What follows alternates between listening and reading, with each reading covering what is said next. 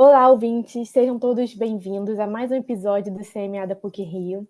Me chamo Bruna Oliveira, sou estudante da PUC-Rio e também sou monitora do Núcleo de Práticas Jurídicas da PUC. A conversa de hoje é sobre recursos na prática, com foco em recurso extraordinário e especial. Hoje, o nosso convidado é o Melvin Benesbi. Ele é advogado, professor de graduação e pós-graduação da PUC-Rio, bem como mestre de Direito Tributário pela Universidade Cândido Mendes. Professor, você gostaria de falar mais alguma coisa, completar? Bruno, é um prazer, muito obrigado pelo convite, agradeço a todos do CMA, centrando o agradecimento a todos, mas nas professoras Samantha Pelágio e Mia Schneider, e a todos aos envolvidos, eu fico meu agradecimento e vamos em frente, é um prazer estar aqui. A gente que agradece a sua presença, você trazer sua vasta experiência para todos os nossos ouvintes. Né? Eu também, obviamente, agradeço muito. Você é meu primeiro entrevistado, então é uma honra tremenda. Para todos nós, vamos lá. Professor, vou começar com as perguntas sobre recurso especial e extraordinário, que são o foco do episódio de hoje. Bom, Eu vou começar perguntando, então, qual é o objetivo que normalmente os advogados, né, buscam ao ofertar o recurso especial e o extraordinário? E quais são as diferenças entre esses recursos frente aos recursos ordinários? tá ótimo. Bom, Bruna, para tentar dar uma visão mais prática, que eu creio que esse seja o pano de fundo desse nosso bate-papo, e com a ideia de dar um contexto, o nosso ordenamento constitucional, ao sistematizar o poder judiciário, o fez de forma a deixar ali estabelecido na Constituição o papel de determinados órgãos que integram o próprio Poder Judiciário e a sua estrutura. Na divisão de competências constitucionalmente prevista, nós temos uma estrutura muito bem delimitada e que atribui, de forma muito resumida, ao Supremo Tribunal Federal o papel de guardião-mor da Constituição Federal. Cabe ao Supremo Tribunal Federal zelar pela correta, adequada interpretação e aplicação do que diz a Constituição, o seu espírito, as suas normas e seus princípios. Da mesma maneira, atribui ao STJ esse papel de uniformizador da legislação infraconstitucional. O STJ não existia antes da Constituição de 88, foi concebido com a Constituição de 88 e, em abril de 1989, passou a funcionar. Foi uma opção do Constituinte dividir a competência que antes era centralizada no Supremo Tribunal Federal, que exercia esse papel de interpretar a Constituição e o ordenamento infraconstitucional. E já nos idos dos anos 80 do século passado, já se falava na crise do Supremo, que representava um excessivo número de feitos, de casos, de processos, de assuntos que o Supremo Tribunal Federal deveria se manifestar àquela época. Daí porque houve a cisão dessa competência, atribuindo-se ao Supremo Tribunal Federal essa perspectiva de zelar pelo ordenamento constitucional e ao Superior Tribunal de Justiça o papel de uniformizar a orientação jurisprudencial infraconstitucional.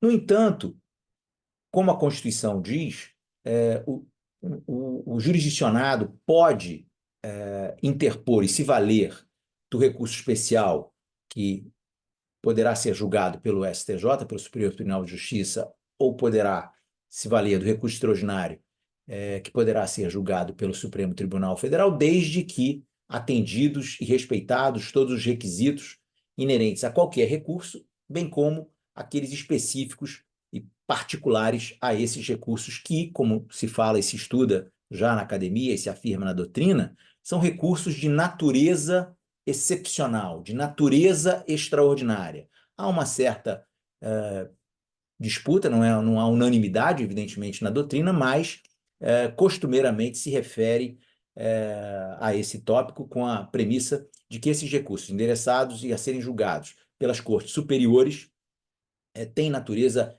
excepcional, extraordinária, em comparação aos recursos de natureza ordinária, como tem como exemplo a apelação, o agravo de instrumento, para darmos dois exemplos mais emblemáticos. A distinção essencial e primordial desses recursos aos quais eu acabei de me referir é de que os primeiros, recurso especial e extraordinário, se classificam como recursos de fundamentação vinculada e em oposição aos outros recursos aos quais eu também me referi, que são os recursos de fundamentação livre. Os recursos de fundamentação vinculada, como se tem no âmbito do recurso especial e do recurso extraordinário, são aqueles em que a lei ou a Constituição delimita qual é a causa de pedir e qual é a possibilidade do pedido recursal ser apresentado. A causa de pedir é previamente delimitada pelo próprio ordenamento, enquanto nos recursos de fundamentação livre, a parte pode invocar não só, evidentemente, matéria jurídica, como também fatos e provas, o que não se admite no âmbito dos recursos especial e extraordinário, em que o reexame de fatos, de provas ou de cláusulas contratuais, para dar um outro exemplo, é absolutamente descabido e não aceito por essas cortes, como reiteradamente posto na orientação jurisprudencial e até sumulada dessas cortes. O objetivo perseguido pelas partes que detenham todos os demais requisitos para apresentação de qualquer recurso, evidentemente, não pode deixar de observar que todo recorrente deve ter interesse recursal, deve ter legitimidade recursal, deve observar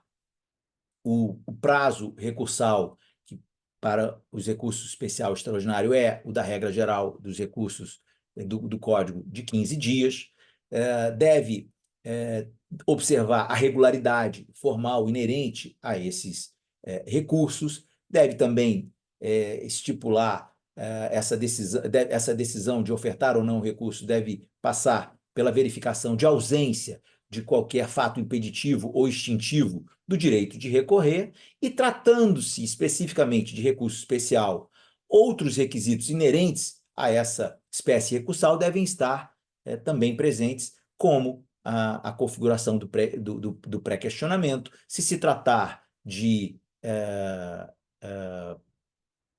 recurso fundado no dissídio jurisprudencial, a demonstração adequada, didática e detalhada da configuração desse dissídio jurisprudencial. E, evidentemente, temos agora uma nova atenção a ser dada por força de alteração constitucional em sede do tema, aqui pela emenda constitucional que alterou o artigo 105 da Constituição e fez acrescer parágrafo 2º, notadamente ao prever que, para fins do recurso especial, haverá também de se demonstrar e se verificar a configuração da relevância da questão federal. Se falarmos do recurso extraordinário, desde a emenda constitucional número 45, em 2004, nos idos de 2004, para falarmos de filtros quanto aos recursos endereçados às cortes superiores, no caso, à época, ao Supremo Tribunal Federal, quanto ao recurso extraordinário, houve a inovação constitucional, a emenda constitucional, estabelecendo o requisito da repercussão geral, de forma que o Supremo Tribunal Federal, para conhecer e julgar um recurso extraordinário, deveria verificar sobre a existência e a configuração da repercussão geral da matéria constitucional naquele caso, sob pena de não ser possível o exame daquele recurso extraordinário. Voltando à sua indagação, o objetivo do recorrente que se depara com o prazo recursal em que ele possa apresentar o recurso especial ou o recurso extraordinário é o de modificar a decisão recorrida, de reformar a decisão recorrida, ou até de invalidar a decisão recorrida para que outra venha a ser proferida no seu lugar. E que decisão é essa? Ora, como dizem os artigos 105, inciso 3 da Constituição quanto ao recurso especial, a decisão proferida em última ou única instância por tribunal de segundo grau, Tribunal de Justiça de segundo grau, Tribunal Regional Federal ou Tribunal de Justiça do Distrito Federal. Há que se ter uma decisão de última ou única instância proferida por um tribunal. E se falarmos do artigo 102, inciso 3 da Constituição, em relação ao recurso extraordinário, também temos que observar que essa decisão recorrida tenha que ser decisão proferida em última ou única instância, sem a necessidade de que ela tenha sido proferida por um tribunal. Daí porque podemos ter o comentário lateral de que, em sede de recurso extraordinário, possível é a sua apresentação contra uma decisão proferida por turmas reunidas dos juizados especiais cíveis, que não integram o tribunal, não integram o segundo grau, e sim o primeiro grau. No entanto, essa decisão comporta recurso extraordinário, salvo engano, a súmula 640, falando aqui de memória.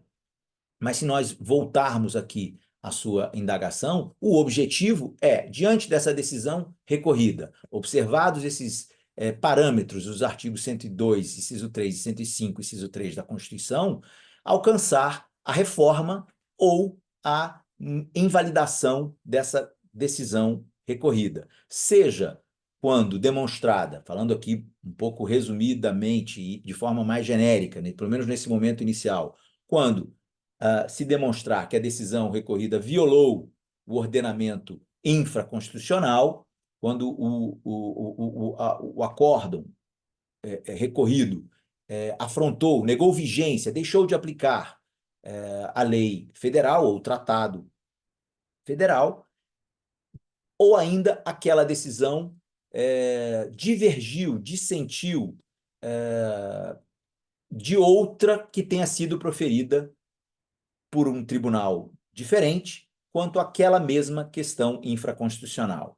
Da mesma forma, falando do recurso extraordinário, quando se verificar, aqui também sintética e objetivamente, a violação da Constituição Federal, seja de dispositivo que possa ser utilizado como violado, desrespeitado, afrontado na hipótese da linha A, que é a mais comum, a mais frequente, do inciso 3 do artigo 102 da Constituição.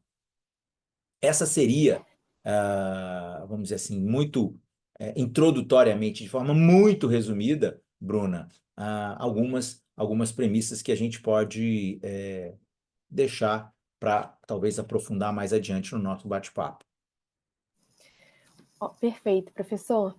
Então, assim, continuando com as perguntas, mais sobre a questão prática, se teria algum cuidado específico que os advogados devem tomar, por exemplo, em relação ao não esgotamento da primeira instância, ao cômputo do prazo recursal? Você tem alguma dica, alguma orientação de cuidado que eles devem tomar? Olha, Bruna, o cuidado do advogado, do jovem advogado, do experiente advogado que se proponha a apresentar uma peça recursal consistente num recurso especial endereçado ao STJ, um recurso extraordinário endereçado ao STF, é a mais elevada possível. É uma peça que demanda atenção, conhecimento, zelo, no apuro técnico, dadas essas características aqui que nós acabamos de nos referir muito brevemente, sem prejuízo de outras, porque as restrições, o rigor técnico na instância extraordinária, na instância excepcional, é absolutamente inequívoco. O rigor existe e é implacável. Tanto que podemos até aprofundar mais adiante a noção da chamada jurisprudência defensiva, que consiste no entendimento jurisprudencial muitas vezes nascido no âmbito dos tribunais superiores, para diminuir a possibilidade de que recursos endereçados a esses tribunais tenham que ser julgados em seu mérito. Daí porque são muitas vezes hipóteses apegadas ao formalismo, até muitas vezes divorciadas do que já estabelecia a própria legislação e o ordenamento, para dar uma saída que viabilizasse o não conhecimento e a inadmissibilidade desses recursos. Sobre a preocupação quanto à recorribilidade, um primeiro detalhe que me parece válido aqui salientar é a característica do recurso especial e do recurso extraordinário, que são exceções a um princípio muito conhecido de todos nós no âmbito do processo brasileiro, da unirrecorribilidade. Isto é, pode a parte litigante simultaneamente ofertar dois recursos diferentes a serem julgados por órgãos jurisdicionais diferentes contra a mesma decisão. E isso tem amplo cabimento, previsão no nosso próprio Código de Processo Civil, e nos leva à ideia de que uma única decisão de última ou única instância, sendo ela proferida por tribunal de segundo grau, como é o caso mais usual, mais frequente, falando mesmo de apelação ou até mesmo de agravo de instrumento. Por que seria de última instância? Porque na instância ordinária, perante o tribunal ACO, perante o tribunal de segundo grau, não seria mais cabível a interposição de qualquer outro recurso.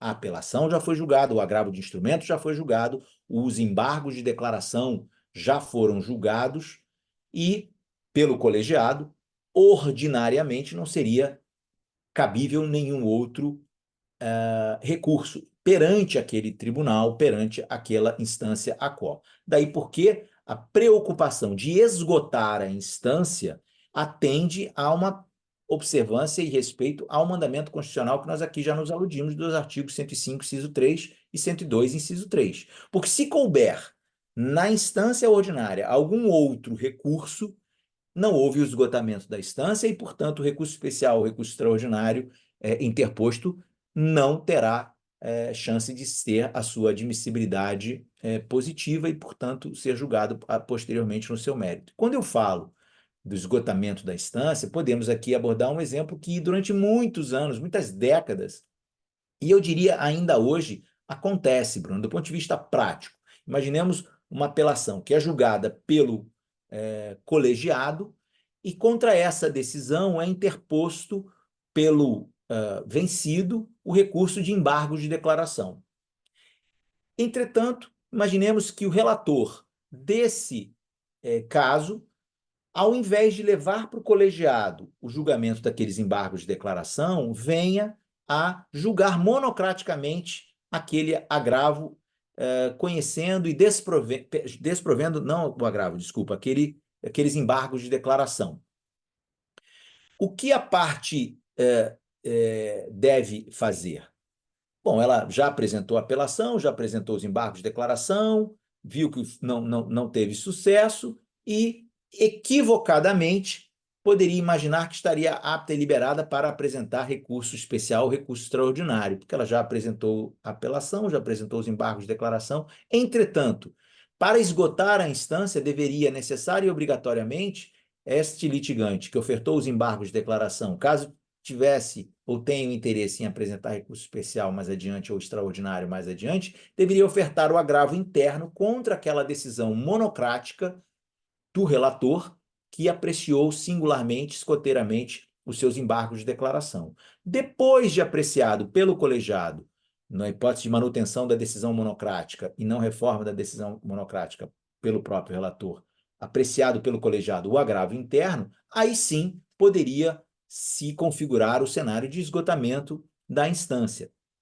E isso, repito, nos leva à ideia de que o artigo 102, inciso 3, fala em decisão de última ou única instância, e assim como o artigo 102, inciso 3. da Constituição Federal. Temos sobre esse tema, por exemplo, a súmula 281, antiga súmula 281, de muitas décadas do Supremo Tribunal Federal, que afirma ser inadmissível o recurso extraordinário que não tenha esgotado na instância ordinária todas as questões. Daí porque, além dessa preocupação latente e relevante de esgotamento da instância ordinária, sob pena de não cabimento adiante do recurso especial extraordinário, temos outras preocupações, porque muitas vezes o caminhar da marcha processual coloca alguns desafios, não é? Muitas vezes o julgamento monocrático, que é plenamente admissível e inteiramente adequado em certas circunstâncias, ele não esgota a instância, e isso pode se dar até mesmo no julgamento da apelação monocraticamente, mas isso não equivale e não ocasiona a hipótese de esgotamento da instância ordinária para fins de apresentação posterior e subsequente do recurso especial e do recurso extraordinário. Outra questão que eu acho muito importante a gente destacar aqui para os alunos e advogados que estejam assistindo é sobre a importância do pré-questionamento no âmbito do RESP do recurso extraordinário. O que você pensa válido passar isso para os ouvintes? É uma ótima pergunta, Bruna, porque o pré-questionamento é algo de muita relevância. Muitos jovens advogados ouvem falar do pré-questionamento e muito já foi escrito na doutrina e na jurisprudência a respeito do pré-questionamento. E para também sintetizar e dar uma visão muito resumida, o pré-questionamento, em última análise, é a emissão de um entendimento, de uma interpretação a respeito de determinada matéria jurídica, infraconstitucional ou constitucional, que tenha sido tratada na decisão proferida pelo órgão a qual. Se há essa explícita análise de determinada matéria jurídica que tenha sido invocada pela parte, o pré-questionamento pode se dar como configurado.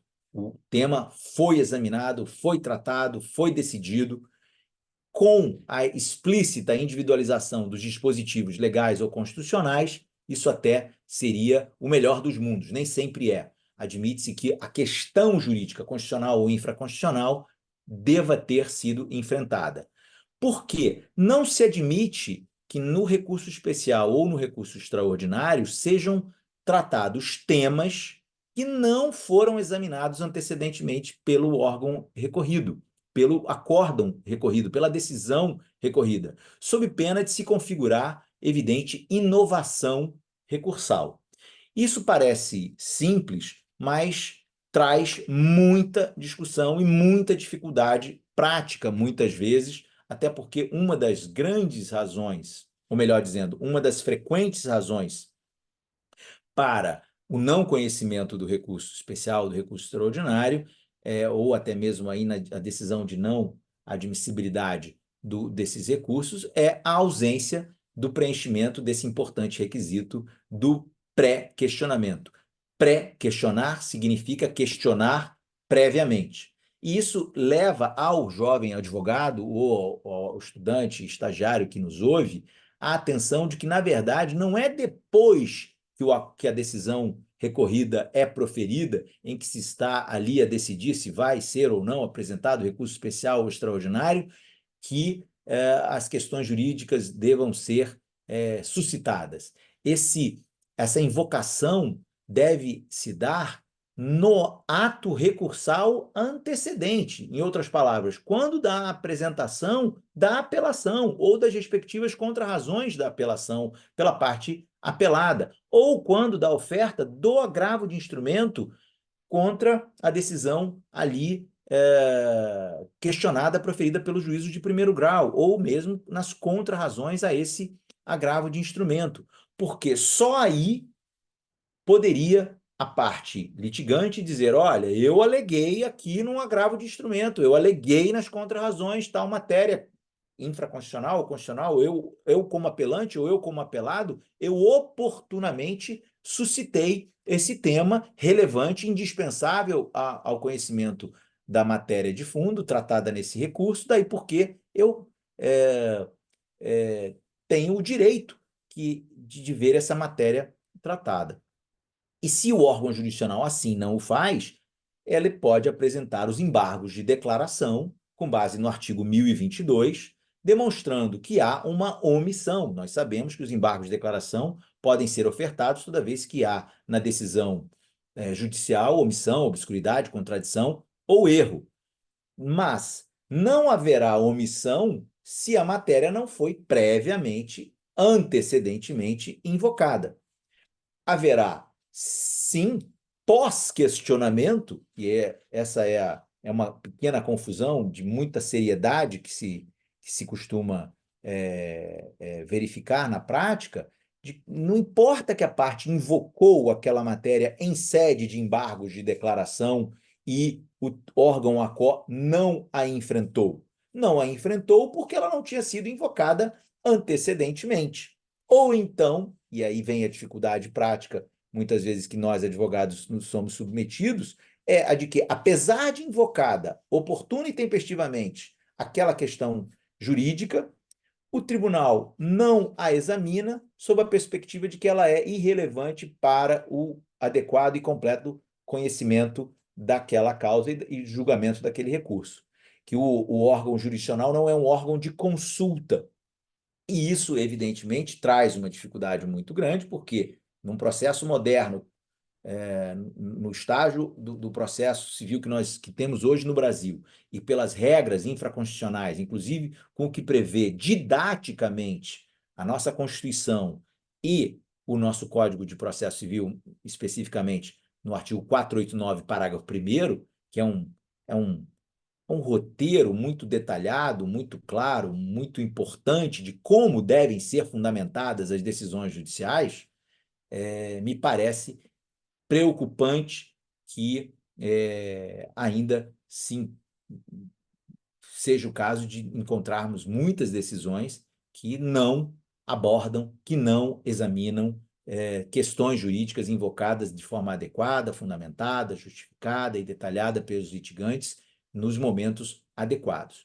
Para voltarmos à perspectiva aqui do pré-questionamento, vale observar que muitos acreditavam que essa tormenta do pré-questionamento como um requisito de difícil atendimento para fins do recurso especial e do recurso extraordinário, os olhos de muitos voltaram para o que diz ainda hoje o artigo 1025 do Código de Processo Civil, que prevê que consideram-se incluídos no acórdão os elementos que o embargante suscitou para fins de pré-questionamento, ainda que os embargos de declaração sejam inadmitidos ou rejeitados, caso o Tribunal Superior venha a entender que existia, sim, na decisão recorrida, omissão, obscuridade, contradição ou erro.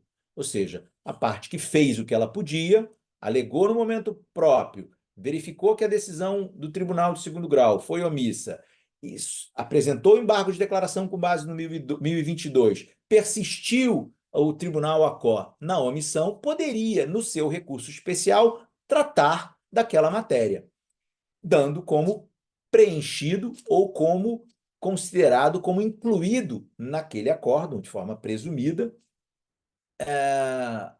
aquela matéria, digamos, infraconstitucional, se tratarmos de recurso especial. Só que podemos verificar, ao acompanharmos a jurisprudência, a evolução da jurisprudência do STJ, que ainda hoje, para se viabilizar a perspectiva de que o pré-questionamento está configurado, embora de forma presumida, com base no artigo 1025, a jurisprudência mais recente do STJ impõe ao recorrente a perspectiva de que, se ele não vier a alegar no recurso especial, como matéria preliminar, a violação ao artigo 1022, que trata do cabimento dos embargos de declaração, não se poderia exigir que o STJ pudesse examinar a matéria de fundo no âmbito do recurso especial ali ofertado, dando como presumidamente configurado o pré-questionamento. E muitos advogados acabam por assim não fazer, porque essa alegação de violação ao artigo 1022 encontra semelhança ao que era exigido na vigência do Código Revogado em relação ao artigo 535 do Código de 73. O STJ entendia que, como preliminar do recurso especial, era primeiro necessário invocar, demonstrar a violação ao artigo 535, violação a esse dispositivo, que correspondia a um vício de procedimento e, portanto, a nulidade da decisão recorrida. Daí porque o STJ invalidava a decisão referente aos embargos de declaração no âmbito do Tribunal do Segundo Grau e determinava a devolução à instância ordinária para que novamente fosse feito o julgamento dos embargos de declaração para ser acolhido ou rejeitado, como bem viesse a entender a segunda instância.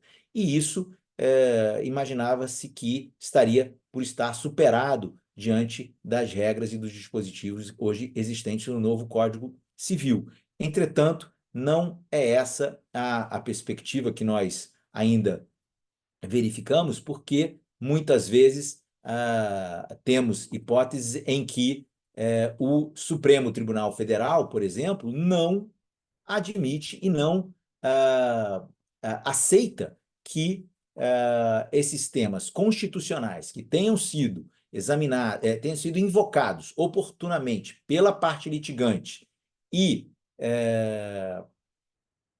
deixaram de ser abordados e examinados pelo órgão ACO, com a interposição de embargos de declaração, persistindo ainda a omissão, isso não viabilizaria a configuração do pré-questionamento ficto da matéria constitucional.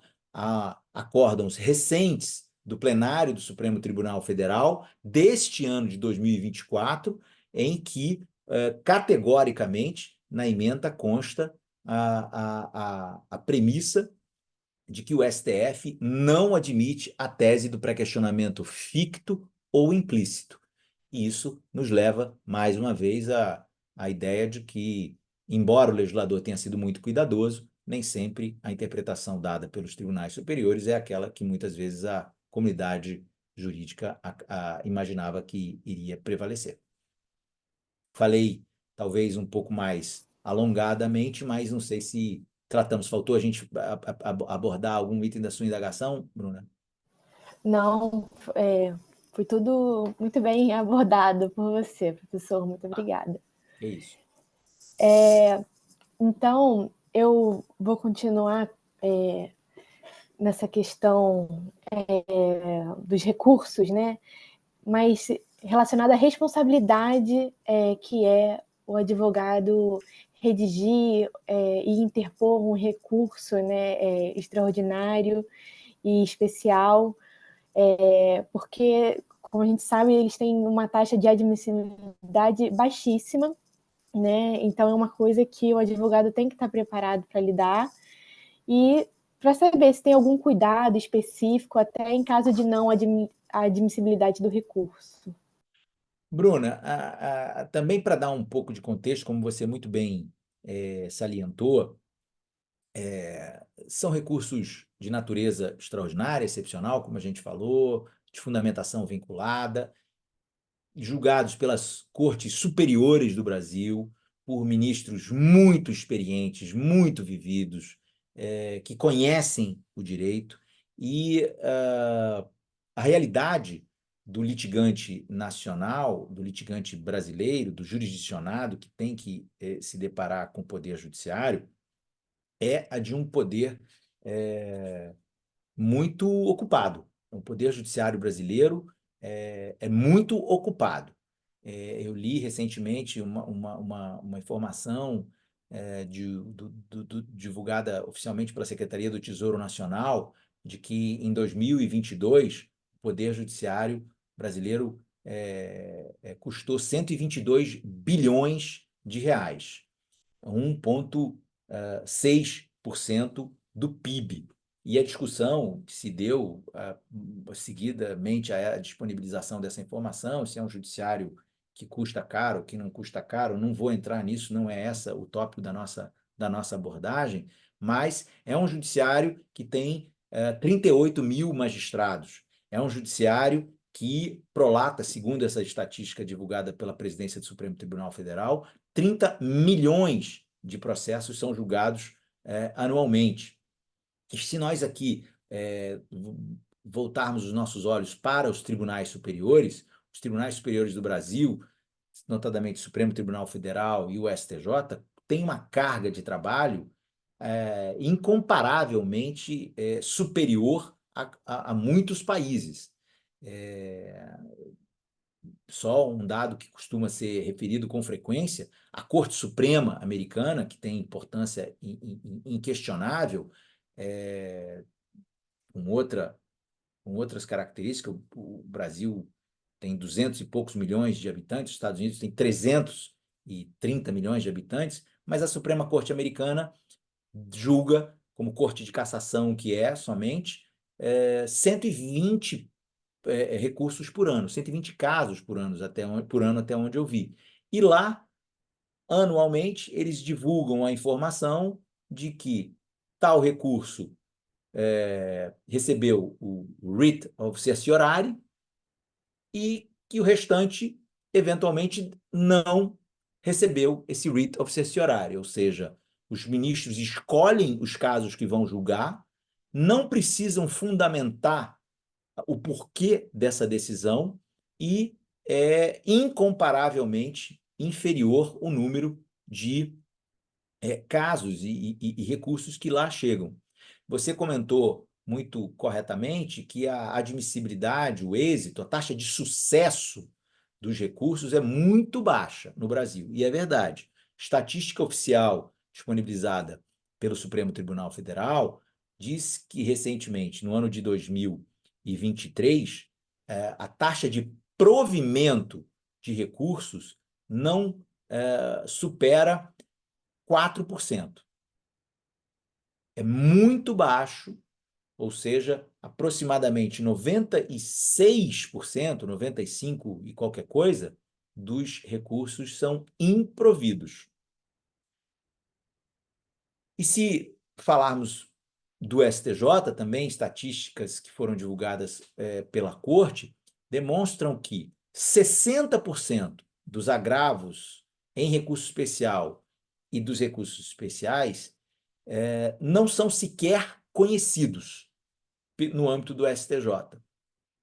73%, aproximadamente, dos recursos especiais e dos agravos em recurso especial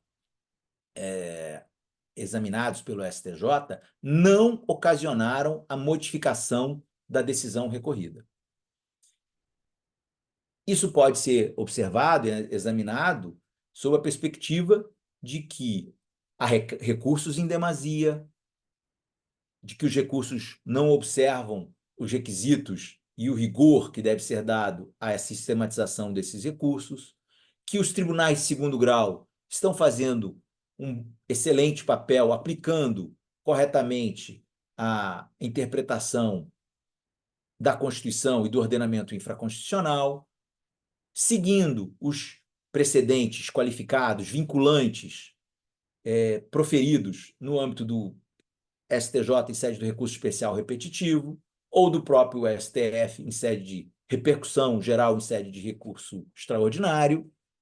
Ora, mas se nós temos uma taxa de sucesso, uma taxa de êxito tão baixa, isso leva a outras reflexões por aquele que se predispõe a apresentar um recurso especial ou um recurso extraordinário representando um litigante. O advogado, jovem advogado, recém-formado, ainda o estagiário de direito que atua no contencioso, deve refletir, na minha perspectiva, quanto ao seguinte: o que representa a oferta desse recurso especial ou extraordinário, ou ambos, como nós já vimos? Simultaneamente, eles podem ser apresentados. significa que ele deve fazer um juízo muito sereno e imparcial quanto às chances de sucesso. Se vale a pena persistir e insistir na pretensão recursal. Porque apresentar recurso especial extraordinário hoje custa para a parte que não está sob o manto da gratuidade de justiça. As custas hoje, no Rio de Janeiro, em São Paulo, na maior parte dos tribunais, a Justiça Federal, não podem ser desprezadas como um elemento econômico, financeiro, não é nada desprezível. Além do que, a interposição do recurso especial e do recurso extraordinário não ocasiona a ausência de efeitos da decisão recorrida. Isto é, o recurso especial e o recurso extraordinário não são dotados de efeito suspensivo automático, como é a regra geral da apelação do artigo 1012. Daí porque a decisão recorrida poderá, mesmo com a interposição de recurso especial e de recurso extraordinário, ser executada mesmo que provisoriamente. E, chegando os recursos ao STJ ou ao STF, seja no caso de insucesso do recurso especial ou do agravo em recurso especial, ou do recurso extraordinário, ou de agravo em recurso extraordinário, haverá a possibilidade de aumento dos honorários advocatícios que favorecerão o advogado do recorrido, os honorários recursais. E todos esses, sem prejuízo, Bruna, da possibilidade de ser entendido no âmbito do STJ ou do STF que há a intenção de apresentação de recursos em caráter protelatório, ou de que se está tratando de agravo interno manifestamente improcedente, interposto contra uma decisão monocrática de um integrante daquele tribunal, o que ocasionaria a aplicação de multa. Então, seja na perspectiva de recurso protelatório, seja na perspectiva que traz a imposição de multa, a possibilidade de multa por ser entendido que o agravo é manifestamente protelatório, e, em qualquer caso, a possibilidade de insucesso do recurso ocasionar o incremento e o aumento da verba honorária em favor do advogado recorrido, isso tudo recai sobre os ombros da parte que está representada pelo advogado. Isso para quê? Para dizer que a parte tentou ao máximo, que esgotou, mas esgotou com que pano de fundo? Em que contexto? Por outro lado, o advogado cuidadoso e zeloso, e por certo, um estudante da PUC, vai saber que tem o dever ético de avisar, de colocar o seu cliente, o seu patrocinado, ciente de tudo que está acontecendo no âmbito do processo, dos riscos envolvidos, e um juízo de valor do próprio advogado para ter a autorização prévia do seu cliente quanto à dispensa quanto à apresentação do eventual recurso especial ou extraordinário, para que ele, advogado, não se sinta depois numa situação de fragilidade, porque pode ser cobrado pelo cliente depois. Como é que você não tentou reverter essa decisão que me foi desfavorável do Tribunal de Segundo Grau em Brasília, através de recurso especial no STJ ou de recurso extraordinário no STF? Como? Como é que você deixou de fazer esse ato recursal, praticar esse ato processual tão relevante de interposição do recurso? Por isso, a anuência escrita prévia de concordância do litigante me parece uma medida extremamente importante para a proteção do próprio advogado, sem prejuízo dele dar a visão dele real e serena sobre as chances de sucesso.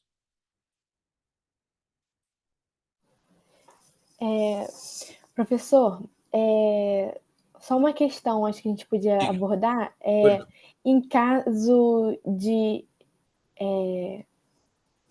inadmissibilidade do recurso, né, seja especial ou extraordinário, o advogado ele tem que ter algum cuidado? Sim, Bruna, como a gente falou desde do início aqui, muitas coisas a gente está falando muito superficialmente, porque seria ótimo poder conversar e aprofundar o exame de cada uma dessas temáticas que são sempre desafiadoras e muito interessantes, mas, sem dúvida nenhuma, o critério, o cuidado e o zelo do advogado que se depara com uma decisão proferida pela presidência ou vice-presidência do Tribunal ACO, quanto ao seu recurso especial ou extraordinário previamente interposto, deve ser examinada com muita atenção, porque, a depender da decisão, do conteúdo e da parte dispositiva da decisão, com base no artigo 1030 do Código de Processo Civil, dependendo do conteúdo dessa decisão, a parte recorrente, caso persista o seu interesse em combater aquela decisão, caso ela não concorde com aquela decisão, ele deve verificar qual é o enquadramento correto, qual é o tipo recursal adequado e compatível para aquela decisão. Se tratar, e aqui falando mais genericamente, de uma decisão que negou seguimento a um recurso especial ou recurso extraordinário, com base lá nas hipóteses do inciso 1 do artigo 1030, nós teremos, por exemplo, o cabimento de um recurso diferente do recurso que seria cabível na hipótese de haver um juízo negativo de admissibilidade, isto é, um juízo de inadmissibilidade da decisão, com base no inciso 5 desse artigo 1030. No primeiro caso, isto é, do inciso 1, negar seguimento, o recurso cabível é o agravo interno com base no artigo 1021, que será julgado e apreciado no âmbito do próprio tribunal ACO, pela Corte Especial, caso a presidência ou a vice-presidência, aqui no Tribunal de Justiça do Estado do Rio de Janeiro, é a terceira vice-presidência que detém a atribuição de examinar a admissibilidade dos recursos especial e extraordinário endereçados ao STJ por manifestação recursal.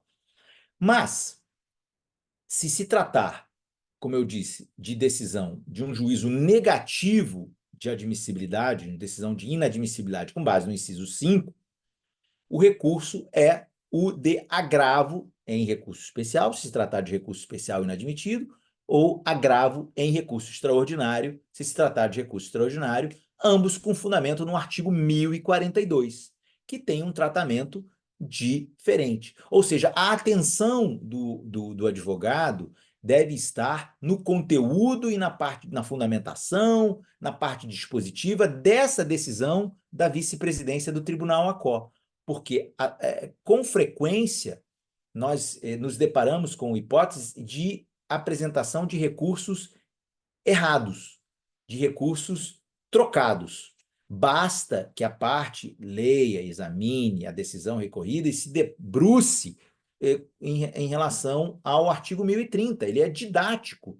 Parágrafo 1º desse dispositivo é didático. Parágrafo 2º desse dispositivo, evidentemente que vem depois dos respectivos incisos 1, 2, 3, 4 e 5, são didáticos, mas é muito frequente, Bruna, muito frequente os advogados trocarem uma coisa pela outra, trocarem os recursos. E o STJ e o STF vêm manifestando que se trata de impossibilidade de aplicação do princípio da fungibilidade recursal, de forma que o erro praticado pelo recorrente de escolher o recurso errado é crasso e, portanto, inexcusável, que afasta a possibilidade de fungibilidade recursal. Então, a atenção é a maior possível e nós estávamos mais acostumados, evidentemente, a um regime que vigorou de 1973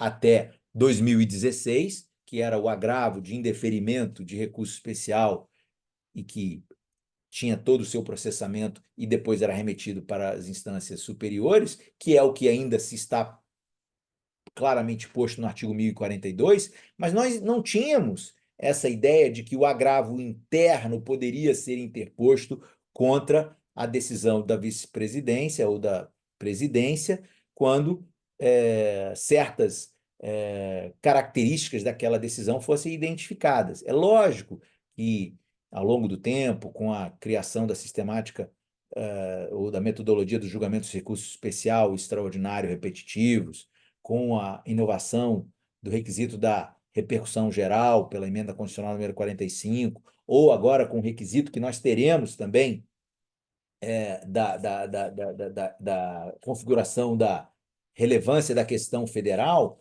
tudo isso nos leva a uma constatação de que o papel das cortes superiores não é o de julgar todo e qualquer recurso especial e recurso extraordinário que é apresentado.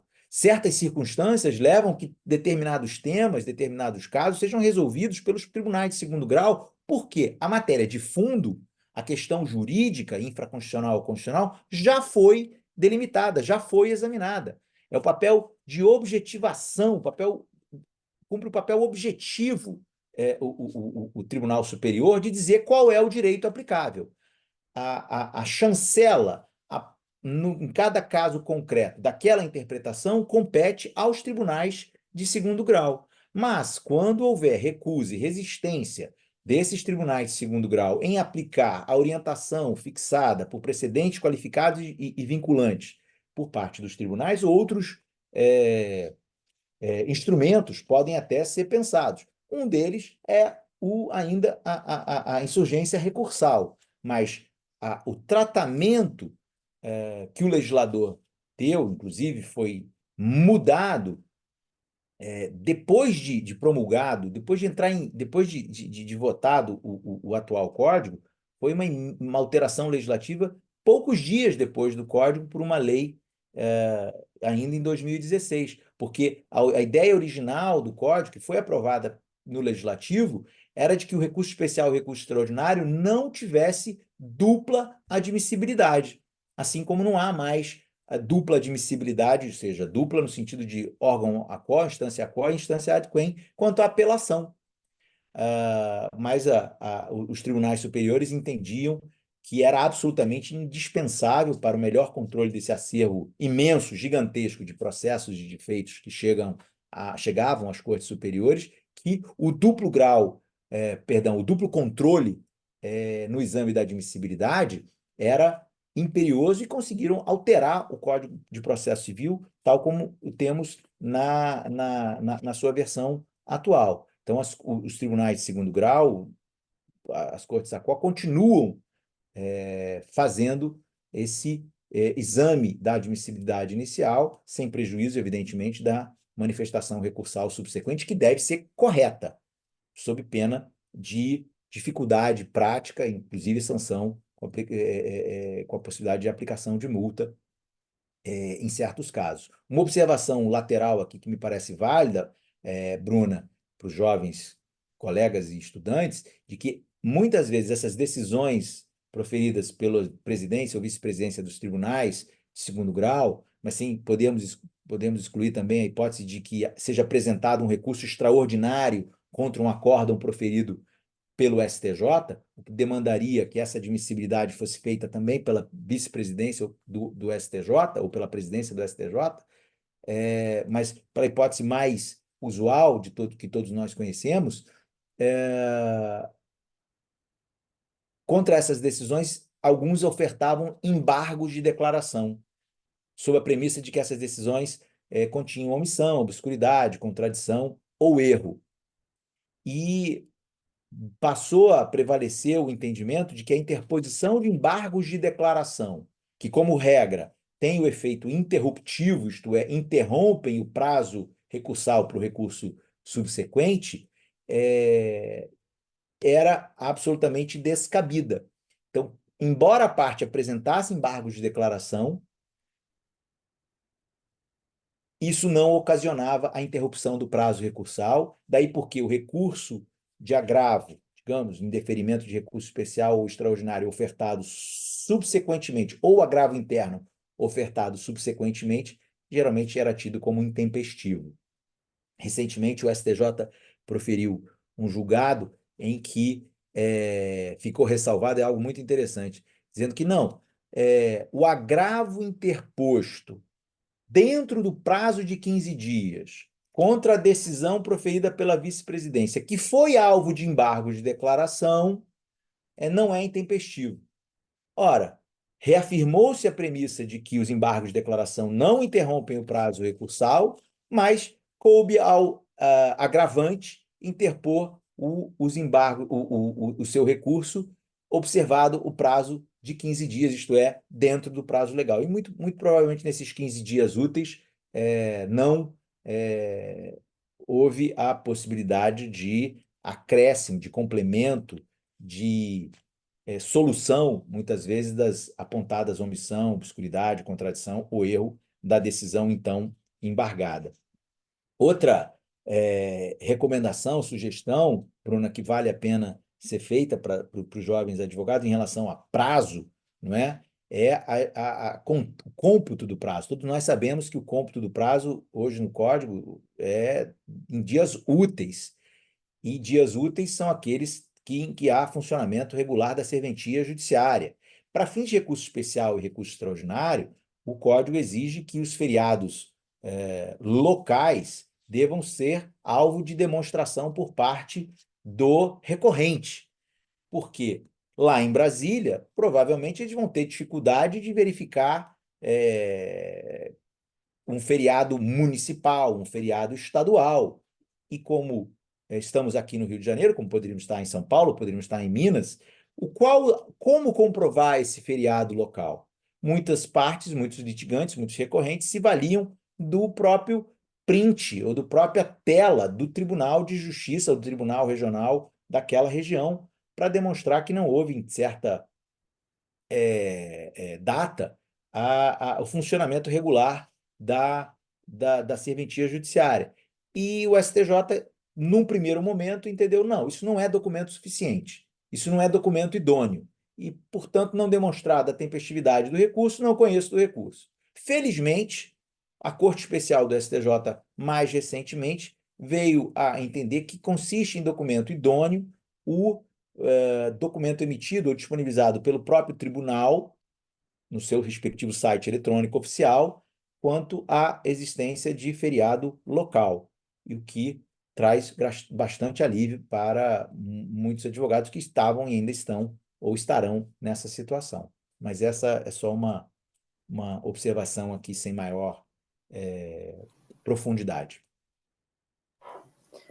Excelentes observações, professor.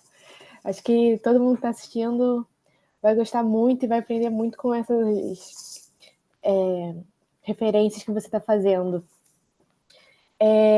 Mas, assim, a gente tem falado bastante de quem recorre, né? Quem interpõe um recurso especial extraordinário, mas e sobre o recorrido, né? O que ele tem que se atentar ao ofertar as contrarrazões?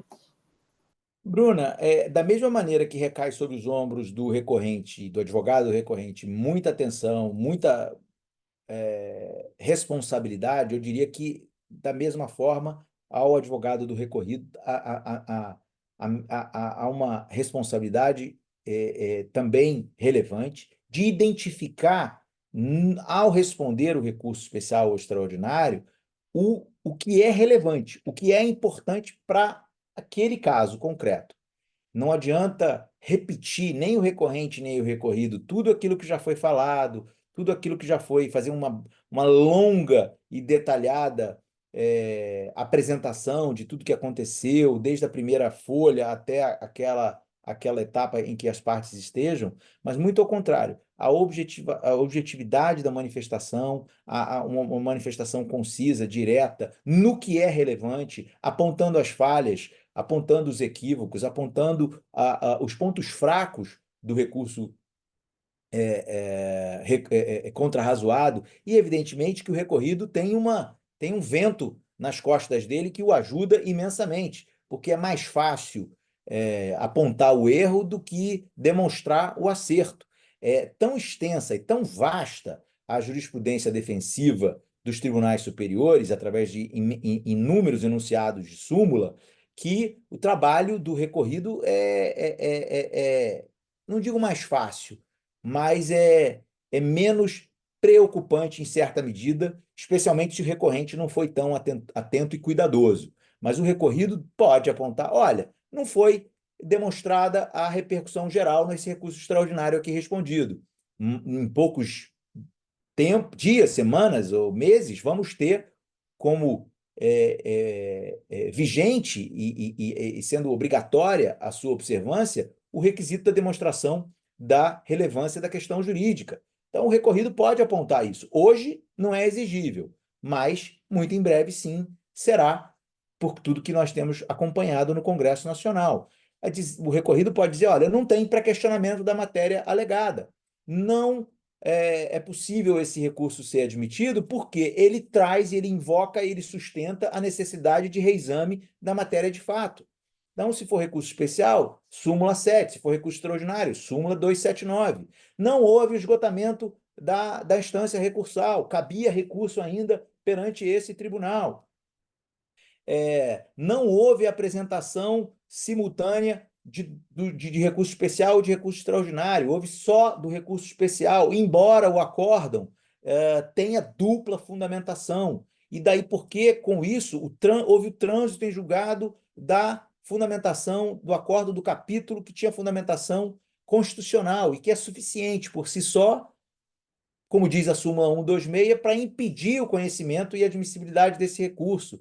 Dentre tantos outros vetos sumulares, Bruna, que a gente poderia ter. Ou seja, o recorrido tem tanto material que ele pode invocar. Olha, o recurso especial invoca dissídio da linha C, mas o recorrente não demonstrou adequada e rigorosamente o dissídio jurisprudencial. Não adianta ele trazer uma decisão do próprio tribunal recorrido. A súmula 13 do STJ veda dissídio com acórdão proferido pelo mesmo tribunal. Não houve a demonstração da fonte, do repositório oficial que poderia viabilizar a conferência desse acórdão supostamente divergente, acórdão paradigma, como se costuma dizer nos corredores do judiciário ou nos acórdãos do STJ e do STF. Ou seja, o advogado do recorrido tem muito material e ele não deve abrir mão de fazer esse exame cuidadoso e apontar oportunamente as falhas do recurso que ele ali apresenta as suas respectivas contrarrazões. Professor, chegando ao fim aqui, né, das nossas perguntas, eu gostaria de saber se você considera possível ou recomendável, enquanto pendente, né, o trâmite do recurso especial ou extraordinário, a tentativa de autocomposição, mesmo estando, né, no âmbito dos tribunais superiores. Olha, excelente pergunta, Bruna. Eu acho, e vocês aí no CMA fazem um trabalho esplendoroso, excepcional, de conscientização, de divulgação, e certamente colherão os frutos desse relevante trabalho com muito sucesso. E isso envolve a conscientização de todos os operadores do direito, inclusive a nova geração que ingressará no mercado de trabalho, que já está no mercado de trabalho. O Código de Processo Civil deixa isso claro dentre as suas normas fundamentais, no artigo 3º, que cabe a todos, não é? A todos os atores do processo, aos juízes, aos advogados, aos defensores, aos integrantes do Ministério Público, estimularem as tentativas de autocomposição, de soluções alternativas. Embora isso a gente saiba que, dado esse manancial tão gigantesco de processos em trâmite no nosso Poder Judiciário, para dar mais um número, na minha memória aqui eu tenho a anotação de que Justiça e Números do Conselho Nacional de Justiça, o último dado é de que mais de 80 milhões, 81 milhões de processos tramitam no Poder Judiciário brasileiro. O poder público é o maior cliente da Justiça. No Superior Tribunal de Justiça, o maior litigante privado é Banco do Brasil. Só estou dando dados aqui para você, para considerar, mas sim, respondendo objetivamente a sua indagação, acho extremamente importante, acho extremamente válido, acho que os tribunais superiores compreenderam, capturaram o quão válido e quão relevante é a possibilidade da tentativa de autocomposição, e frequentemente se tem notícias dos êxitos e dos sucessos alcançados, mesmo no âmbito dos tribunais superiores de tentativa de casos que se repetem, né? Tem o caso das poupanças, que foi alvo da DPF, com as entidades envolvidas, que representavam os poupadores, as instituições financeiras, os bancos, causas que envolviam bilhões de reais. No âmbito do STJ, recentemente, eu tive notícia também de um acórdão que um recurso especial que já tramitava há algum tempo, de uma demanda que tinha sido proposta 15 anos antes, salvo engano, era um caso de um acidente ocorrido na década de 80, passado de um acidente automobilístico que levou ao falecimento de uma pessoa que 19 anos, 11 meses e 20 e tantos dias resolveram ingressar no judiciário contra a empresa proprietária do veículo que tinha causado o veículo. Então, 20 anos quase do evento, mais 15 anos de processo judicial com a condenação da parte ré, com recursos especiais pendentes de julgamento no STJ. O relator realizou uma audiência especial de conciliação e conseguiram, ao final, levando em conta que os advogados já eram mais idosos, as partes já tinham sofrido um prejuízo que já os molestava, o prejuízo que os molestavam há muitos anos. A empresa causadora do acidente, ou proprietária do veículo que causou, foi envolvida no acidente, já estava em recuperação judicial, resolveram abreviar o trâmite do processo com a celebração de uma transação, estabelecendo desde logo um valor que seria pago, que era menos do que eles pediam, menos do que talvez tivesse sido imposto no âmbito da condenação, mas o receberiam imediatamente, de forma parcelada. Porque fosse qual fosse o resultado da demanda, ainda teria que ser feita a liquidação do julgado, depois iniciada a fase de cumprimento do julgado, encontrados os bens e observada a característica da recuperação judicial, sem prejuízo de outras notícias também, que a gente tem tomado conhecimento de que lá no STJ, alguns ministros, ministra Fátima Nancy Andrighi, convoca, tenta realizar a conversa, muitas vezes, dos litigantes. É lógico, os advogados envolvidos têm que se colocar com a mente aberta e com as atitudes direcionadas para conversar a respeito, porque se os advogados fecham as portas a uma possibilidade, porque já estão desgastados, já têm o tempo, só que o desgaste, em última análise, é de todos os atores, das partes litigantes, dos advogados, do próprio Poder Judiciário, que está assoberbado. Daí porque, sim, não só nesse exemplo que eu dei, dentre outros que certamente vocês aí no CMA têm tomado conhecimento, uma demanda que envolvia também um casal que tinha um vastíssimo patrimônio, que já disputavam isso na justiça há muitas décadas, a Justiça de São Paulo, com inúmeras demandas, inúmeras sociedades, 15 dissoluções de soluções de sociedade, se tinha patrimônio a ser partilhado, como ia ser partilhado, com que valor, conseguiram agrupar todas essas demandas e também lá no STJ, pendente julgamento de recursos especiais, conseguiram, daí porque opinião é de que sim, os atos de tentativa de autocomposição devem ser prestigiados mesmo no âmbito das instâncias superiores, mesmo no âmbito do STJ ou do STF. Professor, assim a gente encerra aqui as nossas perguntas, né? Se você quiser fazer alguma consideração final, eu já gostaria desde já agradecer muito a você por ter falado com a gente, ter se disponibilizado. Foi muito boa essa experiência que eu tive com você. E desculpa aí qualquer coisa, né? Os erros, enfim, o nervosismo. Eu agradeço demais. E acho que é isso. Se você quiser falar mais alguma coisa, está à disposição aqui o seu tempo. Muito obrigado, Bruna.